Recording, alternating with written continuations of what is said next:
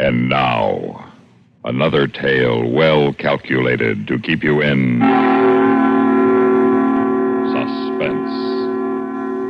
Report from a Dead Planet.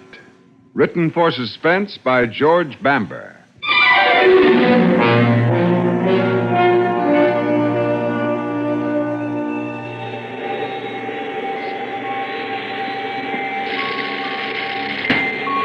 Oh, Dr. Siddons.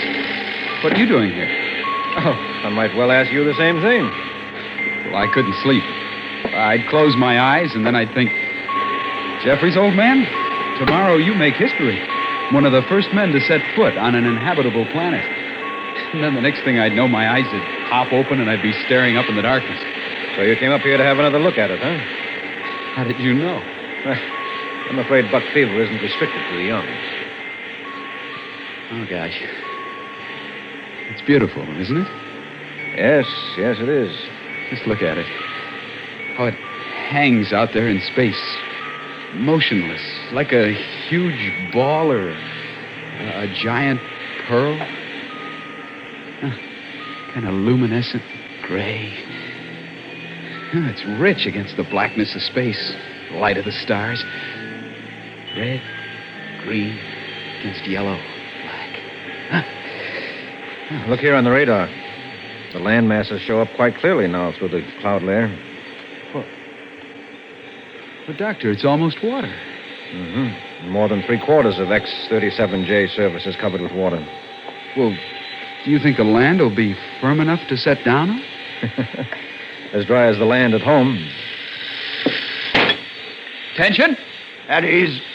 Dr. Siddons, I was just going to send for you. What's up? I don't know. I just got a report from the con that the Van Allen belt for this planet is about 50 times more intense than they anticipated. Oh, well, here, let's see. Yes, I see. The radiation's about 50 times above normal. The ship okay? Oh, yes. Our hull is designed to withstand 100 times that. What do you make of it? Well, I don't know. It's not normal for this large a concentration of radiation to be in the magnetic field around the planet. You mean somebody would have had to put it there? Oh, well, I didn't say that. But it is possible that it was put there to act as a barrier to incoming rocket ships, right? Yes, it is possible. Well, then that means there's life here. No, not necessarily. Of course, we know this planet is capable of supporting life. That's why we're going to explore it. But to jump to the conclusion that it is intelligent life and hostile to our exploration is not only unscientific, it's completely unfounded at this point. But maybe that the intense presence of radiation in the Van Allen belt of this planet might be due to natural causes, ones we hadn't anticipated. But whether there are people down there, such as ourselves, is something we can't possibly say until we've landed. Mm-hmm. Well, I'm going to sensitize the ship's defense system and post orders for the landing party to carry their weapons. Yes, it's a wise precaution. Now, in the meantime, it's 5 hours till touchdown. I suggest you gentlemen get some sleep while you can. I have a feeling you're going to need it once we land.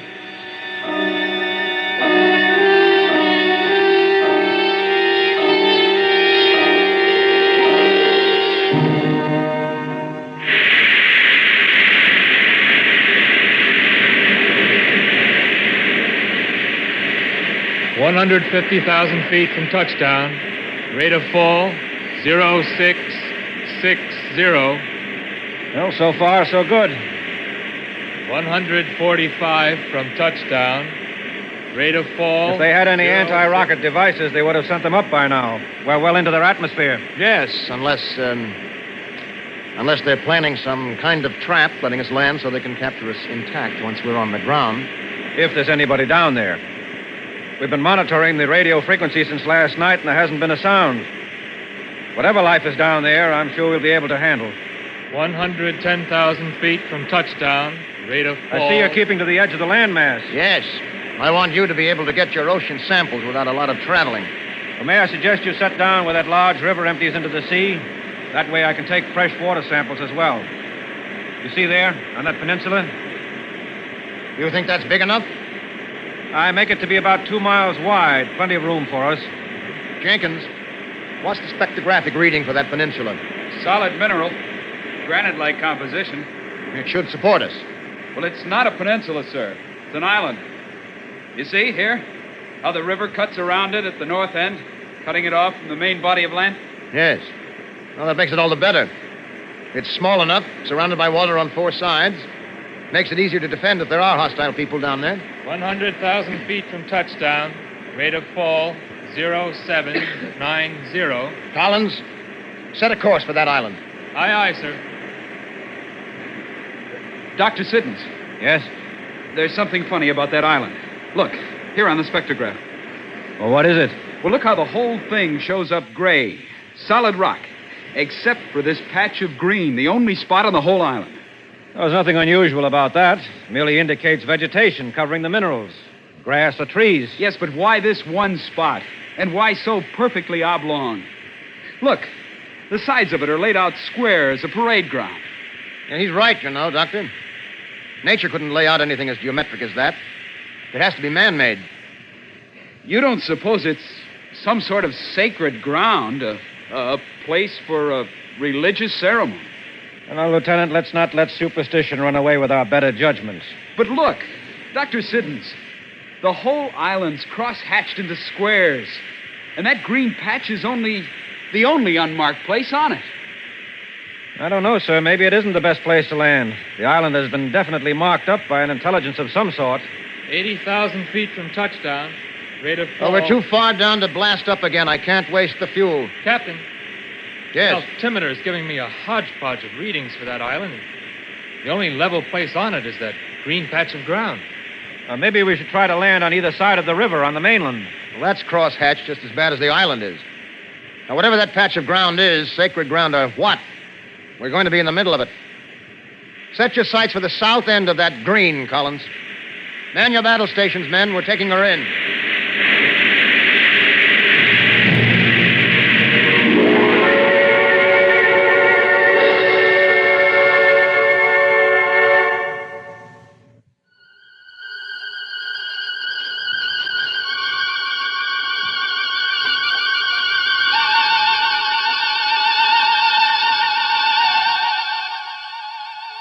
Well, gentlemen, we made it. The New World. Keep your eyes open. You see any movement? No, sir. Ooh. It looks like we've landed in the middle of a huge graveyard. What are they, Dr. Siddons? Monuments? No. They're too big for that. No, I imagine they're dwelling places of some sort. See all those little squares they cut in them? They must be windows. Well, then there's no question that there are creatures on this planet. No. Well, then where is everybody? Yes, that's a very good question. Well, I would say that they were scared away by the roar and blast of our landing rockets. And I would say that they evacuated this place when they saw us coming, and that they're waiting for us to get on the ground where they can attack us. Well, what are we going to do? The only thing we can do. It's obvious they aren't coming to us. We go to them. Let's suit up. Be ready to leave the ship by 0800. And every man carry his assigned weapon.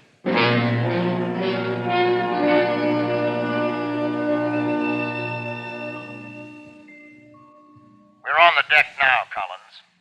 So we're spread out in a defensive perimeter. You are in complete charge of the ship. Aye, aye, sir. Now, no one is allowed to re-enter the ship without the proper password, no matter what the circumstances. And if for any reason you think things have gone wrong, you are to blast off and make your report to home. You understand that? Aye, aye, sir. Very good. Have you made your readings, Doctor? Yes, sir. It's just as we predicted from home. Though the ground radiation level is a little bit higher than we anticipated. Here, you can see for yourself. That dangerous? Oh, it's more than safe for us. There's no reason why we can't get out of these suits and walk around the same as at home. Mm-hmm. Unless there's the presence of a gas we don't know about. Yes, that's true. I need a volunteer. Oh, Captain, I would like to volunteer. No, not you, Dr. Siddons. You're too valuable to the expedition. I can't let you do that. Well, there's no danger. You said yourself. Please, Captain. You were the first person to set foot on this new world. I'd like to be the first to breathe its air. Well, all right, Doctor. But be careful.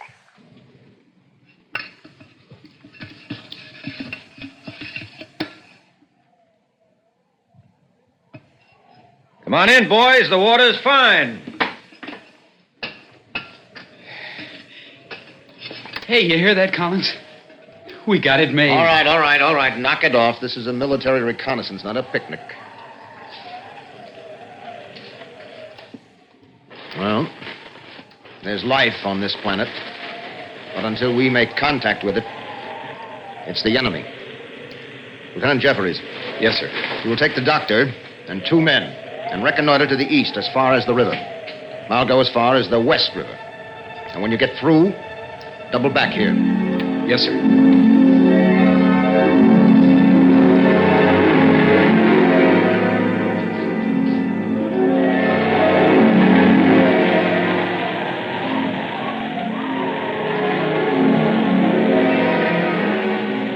See anything, Doc?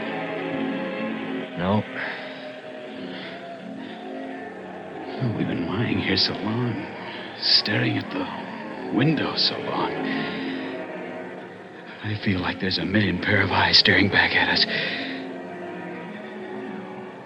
What do you suppose they look like? I don't know.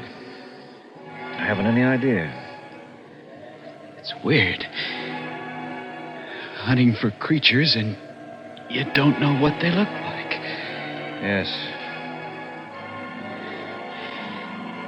Well, I guess we could lay here forever. It wouldn't do any good. If we're going to find them, we're going to have to get them. Such crude dwellings. They must have lived absolutely one on top of the other. Any volunteers to go with me? I'll go with you. All right. Now, the rest of you stay here. Keep us covered. If anything happens, don't be afraid to shoot into us. Doc, when I give the word, we'll run across the street. And don't stop until we come to that wall. First building, you got it? Yes, right.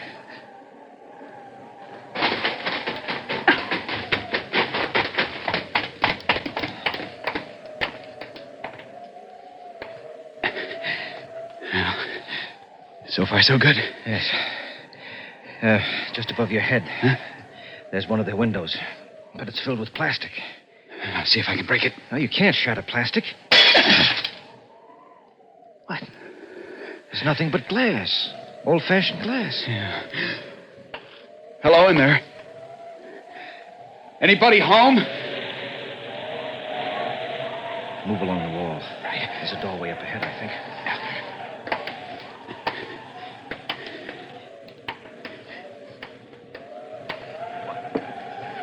It's unlocked. Push it open with your weapon. Carefully. Hello in there.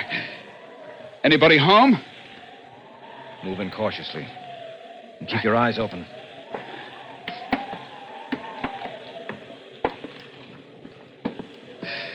Hey, there's one. Stop! That's an effigy of some sort. See, it isn't living. It's a statue of some kind. See? It's made out of some sort of alloy. Are you sure? Yes. You suppose that's what they look like? Well, I imagine so. Animals aren't given to making statues of themselves. Such ugly-looking creatures. You suppose that's its head? Yes. And you see, these must be the arms, and these are clearly the legs. Well, look how close together the eyes are placed.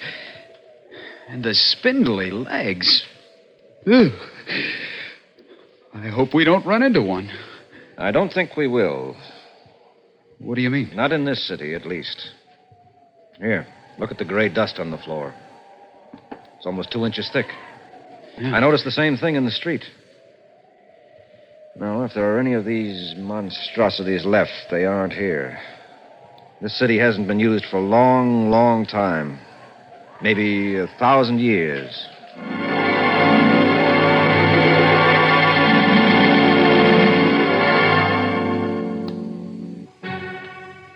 Lieutenant Jeffries reporting, sir. All right, go ahead, Lieutenant. We've completed the 1,000-mile inland reconnaissance as your instructions, sir. And you found? Nothing. No life of any sort.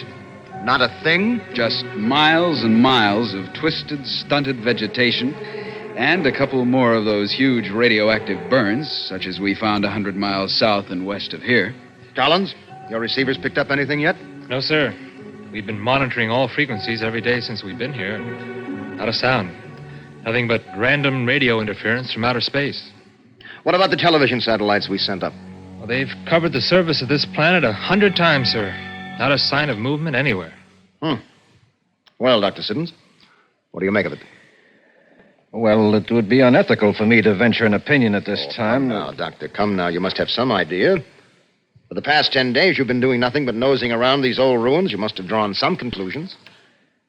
Well, now, this is only my opinion, mind you. We won't know until all the facts are in.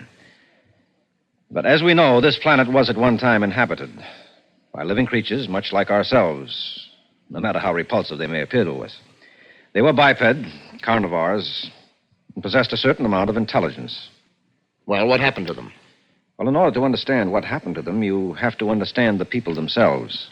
Now, as I've said, they were very primitive and very superstitious. True, they had advanced from the Stone Age to the threshold of nuclear energy, but culturally and morally, they hadn't gotten much beyond the Iron Age. So, then they discovered the tremendous power of nuclear energy, Yes, exactly. The very first use they made of it was to blow a couple million of their fellow creatures off the face of the planet. What savages. But they didn't destroy everything. The city's still standing. Well, as far as I can figure out, it didn't hold any military targets. Then what happened to the people in it? They were killed off by radiation. It's still radioactive. Why didn't the radiation kill us off? Well, because for one thing, it's cooled off considerably since then. And for another thing, we're used to it. They never had a chance. Well, that's it. We have enough to make a report when we get back. Blast off is at 1800 hours tonight. Get everything tied down and ready. That's all, gentlemen. You were able to crack their language, Doctor? No, I wasn't able to. My computers were. Fortunately, it was a relatively simple task. Doctor. What did they call this place? Well, you mean the planet? The civilization? No. I mean this island, this city, or whatever it was. Oh, well, of course it was a proper name, so it's meaningless to us, but I can reproduce the sounds as they made them. They called this place New York.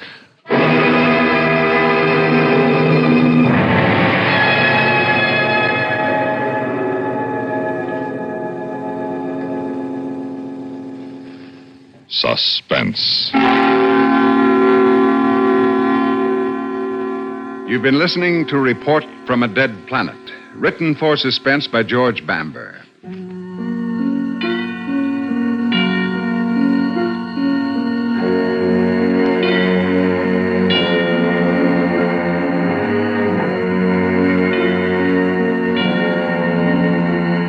Heard in tonight's story were Bill Mason as Lieutenant Jeffries, Les Damon as Dr. Siddons, John Larkin as the captain, and Phil Meader as Collins. Listen again next week when we return with Memorial Bridge by William N. Robeson. Another tale well calculated to keep you in Suspense. the Kingston Trio next, followed by the latest CBS News and Have Gun Will Travel on CBS Radio.